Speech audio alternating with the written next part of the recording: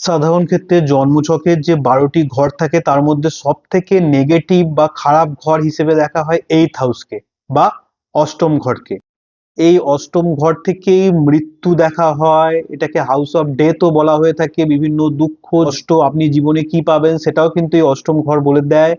আয়ু কি লম্বা আয়ু হতে পারে নাকি আয়ু কম হবে সেটাও কিন্তু অষ্টম ঘর থেকেই দেখা হয়ে থাকে। এছাড়া আপনার জীবনে যে কোনো ধরনের ট্রান্সফরমেশনকে কিন্তু ইঙ্গিত করে এই অষ্টম ঘর।